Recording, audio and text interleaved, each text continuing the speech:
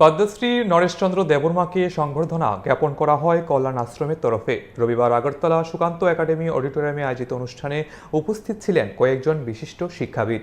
পদ্মশ্রী নরেশচন্দ্র দেববর্মা নিজেও এক কল্যাণ আশ্রমের প্রাক্তন সহ সভাপতি। এদিন ভাষণ রাখতে গিয়ে উপস্থিত শিক্ষাবিদরা জানান, শিক্ষাবিদ নরেশচন্দ্র দেববর্মা সারা জীবন ককবরক ভাষার প্রসারের জন্য নীরবে কাজ করে গেছেন। তার পদ্মশ্রী পুরস্কার প্রাপ্তি গোটা উত্তর পূর্বাঞ্চলের জন্য গর্বের বিষয়। देने के लिए जो एक बिल्डिंग का स्ट्रक्चर बनाने के लिए, जो बिल्डिंग का फाउंडेशन बनाने के लिए जैसी जरूरत होता है, ऐसा ही उन्होंने ककबरक भाषा के लिए एक फाउंडेशन तैयार किया।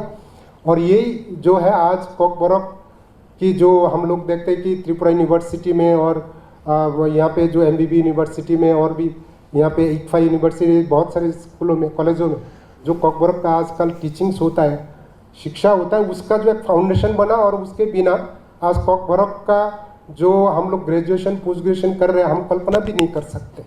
तो ऐसे व्यक्तित्व को जो भारत सरकार पद्मश्री भूषण देकर सही सम्मानित किया और हम सब गर्वान्वित हैं।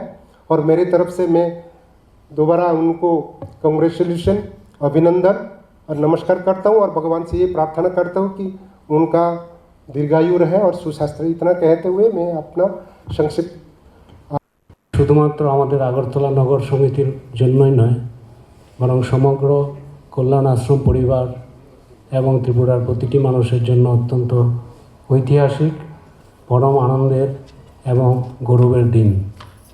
আজ আমরা এখানে সমবেত হয়েছি আমাদের মাটির এক কিংবদন্তি, জীবন্ত আদিবাসী সংস্কৃতি ও সাহিত্যের প্রকৃত ধারক ও বাহক, যিনি আমাদের রাজ্যের জন্য দেশের সর্বোচ্চ সম্মান বয়ে নিয়ে আমাদের সকলের অত্যন্ত প্রিয় শ্রদ্ধেয় নরেশচন্দ্র দেববর্মা মহোদয়। সালাম জানাতে এবং সম্বর্ধনা প্রদান করতে আমরা এখানে